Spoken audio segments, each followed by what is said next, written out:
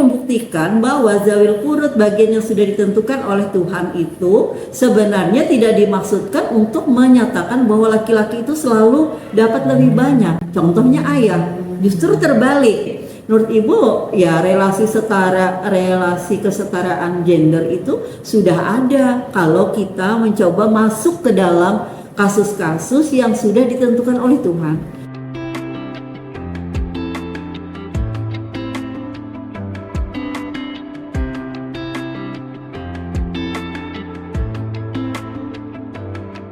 Selama ini memang selalu disebut-sebut bahwa ada semacam bias gender, ada ketimpangan, ada ketidakadilan gender dalam konteks kewarisan, dan selalu saja dicontohkan dengan anak laki-laki, anak perempuan. Nah, sebelumnya Ibu ingin sampaikan bahwa pasangan gender, pasangan yang berbeda jenis kelaminnya laki-laki dan perempuan, seyogianya tidak dipahami anak dengan anak. Kan kita masih punya, kalau disebut dalam fikih mawaris itu kan ahli waris ya, ada suami dan istri, kemudian ada ibu dan ayah, ada saudara laki-laki, saudara perempuan kandung, ada saudara laki-laki dan perempuan seayah, ada saudara laki-laki dan perempuan seibu. Makalah di zaman dulu ada orang yang merdekakan budak, muktik ya namanya, ada muktikah. Jadi itu dulu yang Ibu inikan. Jadi Ibu pernah menulis, kalau tidak salah diterbitkan UIN, namanya relasi setara antara laki-laki dan perempuan dalam kasus warisan Islam Faraid.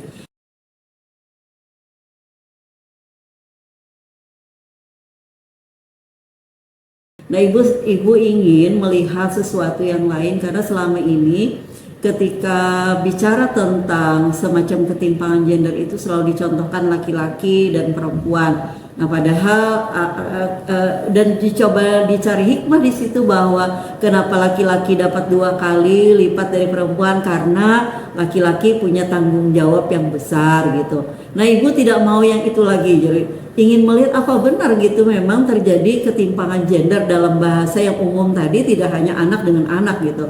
Jadi seperti itu. Nah, akhirnya Ibu menelusuri beberapa persoalan dalam fikih waris, dimulai dari misalnya zawil qurud ya. Zawil qurud selama ini dipahami adalah ahli waris yang bagiannya sudah tertentu.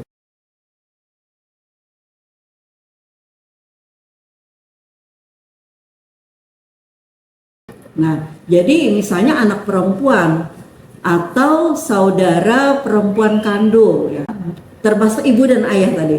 Ibu mencoba melihat dalam kasus-kasus khusus misalnya ketika struktur waris itu terdiri suami, ibu, dan ayah. Nah, Ibu mencontohkan bahwa ibu dan ayah ini adalah pasangan gender. Jadi sebelum kita sampai kepada anak gitu, ibu dan ayah dalam struktur suami, ibu, dan ayah ternyata ibu mendapat 2, ayah dapat 1.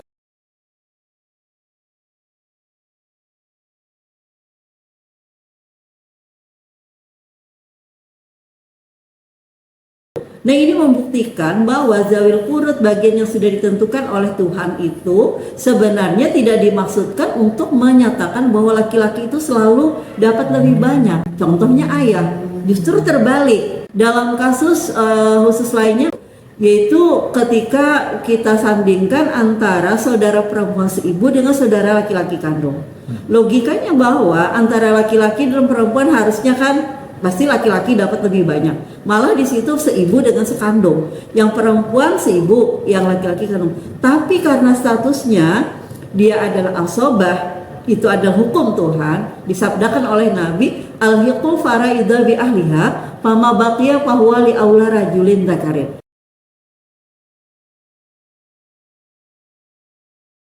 Nah, dengan sumber hukum itu saudara seibu dapat 1/3 karena ini ada ayat di An-Nisa ayat 12 misalnya. Lalu saudara laki-laki kandung karena dia adalah asobah, tidak ada sisa pamabaki itu tidak ada, maka dia akhirnya tidak dapat. Nah, ini menjadi bukti menurut Ibu ya bahwa tidak selamanya kemudian laki-laki itu diunggulkan dengan mendapat perolehan yang banyak gitu.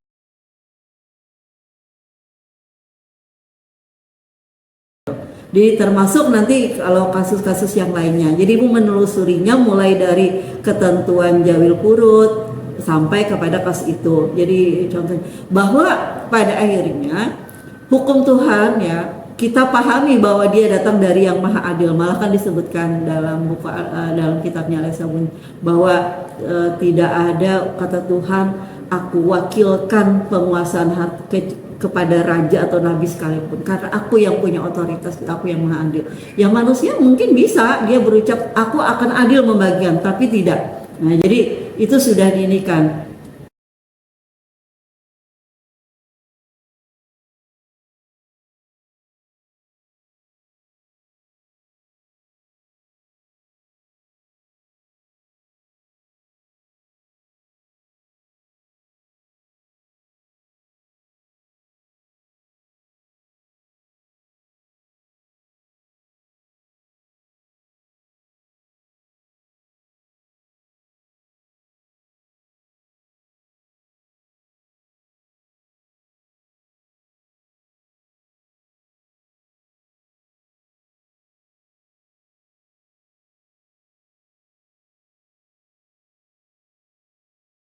Nah, hanya saja mungkin kita tidak ini juga ketika kita misalnya mengabaikan kenyataan bahwa hari ini laki-laki dan perempuan juga sama. Nah, menurut Ibu dalam konteks ini bahwa seorang laki-laki yang selama ini dipahami mendapat lebih banyak, dia hanya sebenarnya ada 4 orang saja, 4 pasangan. Jadi yang 2:1 itu hanya 4 pasangan.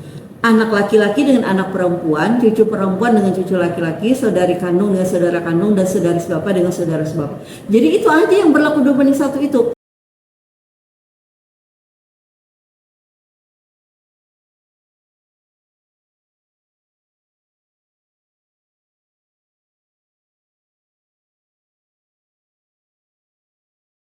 Itu pun dalam lingkup faraid namanya asobah bil ghair. Nah, yang menjadi asobah di situ bukan laki-laki tapi perempuan. Kenapa dia menjadi asobah? Karena bersama karena ada yang lain. Yang lain itu ada saudara laki-lakinya.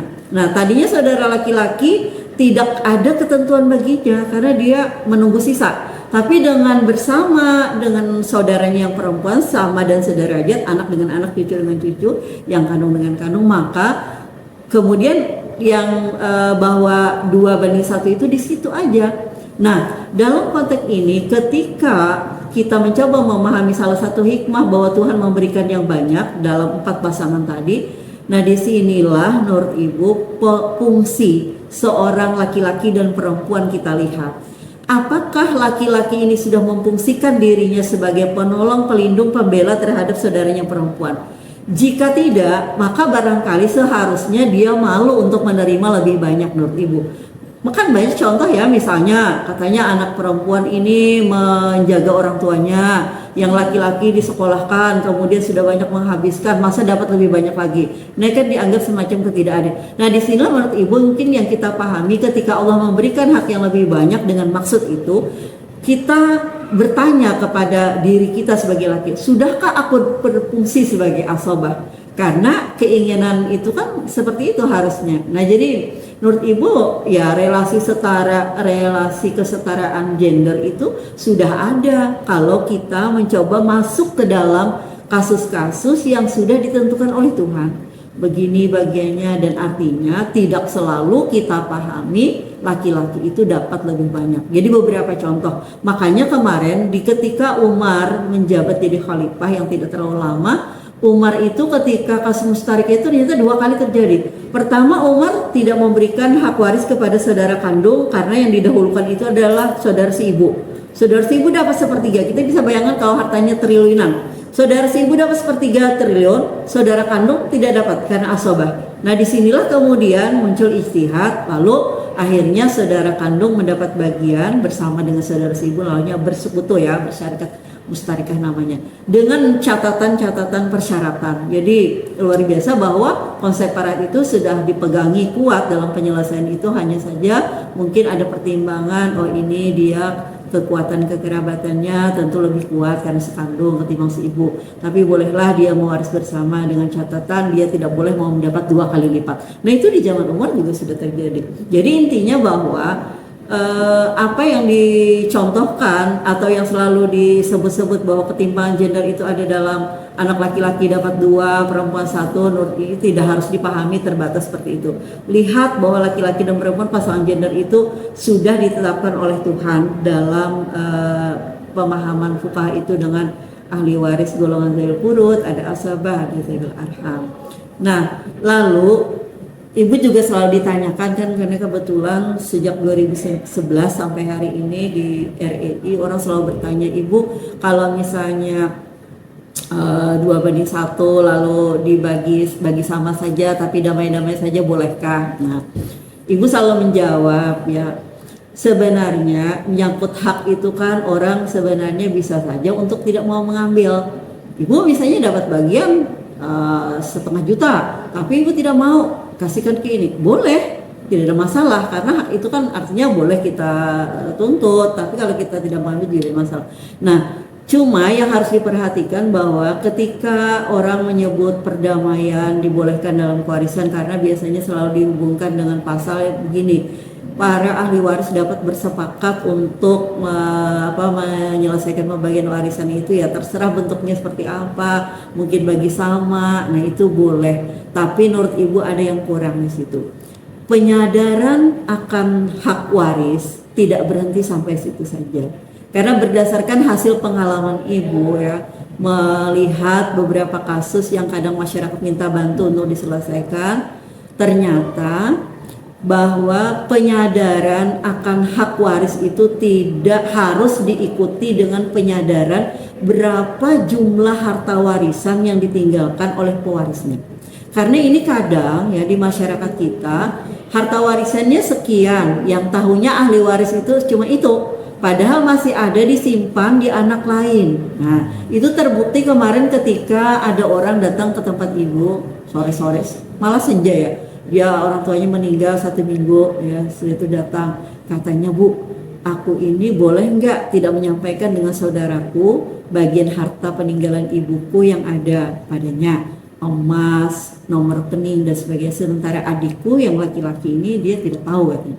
Nah, ketika Ibu sampaikan bahwa ini tidak benar, nah, maka dia mungkin tidak sesuai dengan keinginannya, akhirnya pulang gitu. Tapi Ibu berharap lah paling tidak yang Ibu sampaikan, karena dia bertanya Ibu jawaban seperti itu, ya paling tidak dia merasa bahwa tidak benar seperti itu. Jadi ingin menutupi. Nah, disinilah menurut Ibu bahwa ketika ahli waris itu hanya tahu bagian waris ini cuma rumah, cuma ini, ya sudahlah aku tidak usah dapat, gasan ading aja misalnya, kan dalam orang aja begitu. Tapi mungkin dia tidak akan berpikir seperti itu untuk memberikan kepada saudaranya kalau dia tahu ternyata masih ada sejumlah harta peninggalan orang tuanya yang ia tidak ketahui, tapi ada di ahli waris yang lain, dan itu banyak di masyarakat kita. Mungkin ketika bersaudara apalagi banyak ya yang taunya mungkin yang rumah ditinggali orang tua, padahal ada tanah, ada kebun yang kadang itu bisa diketahui kalau sudah duduk bersama disampaikan. Nah, jadi oleh karena itu menurut Ibu penyadaran untuk bisa bersepakat, untuk bisa berdamai itu harus sampai kepada kesadaran semua ahli waris. Wajib ya, semua ahli waris, tidak ada yang tertinggal gitu pengetahuannya tentang jumlah ini, karena bisa jadi jumlah itu akan mempengaruhi keinginannya untuk memberikan, untuk bersepakat atau tidak. Kalau kita tahu misalnya hartanya cuma 100.000, ya sudahlah kalau dapat juga, padahal ternyata ada berapa ratus ribu yang lain. Nah, hingga mungkin dia tidak akan sudah, karena kita punya hak waris yang sama, ya sudah dibagi aja. Dan satu lagi bahwa perdamaian atau islah dalam pembagian waris itu tidak dimaksudkan ketika tidak ada konflik. Jadi ada orang berpendapat begini bahwa paraid itu hanya diperlukan ketika ada konflik. Jadi kalau tidak ada konflik, damai-damai saja, maka tidak usah dengan paraid, berdamai saja. Nah, ini menurut pemahaman sebagian orang. Tapi Ibu sampai hari ini tetap tidak. Menurut Ibu, damai dibolehkan dengan catatan bahwa semua ahli waris, tidak terkecuali satupun, semua ahli waris harus sadar berapa haknya di dalam Quran dan hadis, dan berapa jumlah harta warisan yang ditinggalkan oleh orang tuanya dengan cara didiskusikan, dimusyawarahkan secara bersama dan itu tidak diwakilkan, harus hadir semuanya bagaimanapun caranya, supaya nanti ketika dia mau berislah, karena sudah tahu nih ada berapa miliar ternyata kasus orang tuanya yang dia tidak ketahui, maka jangan-jangan dia tidak mungkin akan memberikan atau berbagi sama, karena hakku begini, haknya begini. Nah, lalu tadi bahwa tidak benar kalau faraid hanya dihajatkan ketika ada konflik. Jadi menurut Ibu dibalik ya, justru faraid itu adalah hukum yang harus kita kedepankan ketika berbagi warisan, karena itu memang wajib hukumnya, ya kan? Mungkin di ayat 13 kita bisa baca, diganjar Allah masuk surga siapa yang mentaati atau sebaliknya. Nah, artinya ketika faraid ini kita kedepankan dalam pembagian warisan yang sesudahnya boleh berislah dan sebagainya, maka itu justru akan menghindari konflik.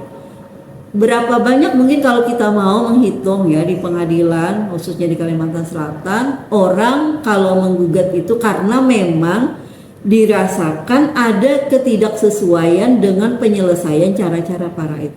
Ibu kebetulan walaupun Ibu istilahnya tenaga pengajar 94, tapi waktu Ibu sudah masuk 92 itu sudah diberi bimbingan menguji, waktu itu pertama kali menguji tentang ekses pembagian harta warisan masyarakat Kota Banjarmasin. Nah, di situ mereka memang damai-damai saja, tapi belakangan puluhan tahun atau bahkan 15 tahun ketika mereka mengetahui ternyata tidak seperti itu, digugat. Nah, ini artinya apa? Andaikan pembagian itu dilakukan secara baik, tidak mungkin ada gugatan. Apa yang mau digugat? Dalil apa yang bisa kita majukan ketika kita mengajukan gugatan? Nah, oleh karena itu ini mungkin yang harus saya sampaikan bahwa faraid itu tidak hanya dibutuhkan ketika terjadi konflik. Dia justru akan menghindarkan konflik. Orang tidak mungkin menggugat kalau sudah dibagi sesuai. Termasuk tadi penyadaran bagian tidak berhenti sampai situ, tapi ahli waris semuanya harus sadar berapa jumlah harta warisan yang ditinggalkan oleh orang tuanya, sehingga sesudah itu ya kalau dia tahu ya tidak ada masalah gitu.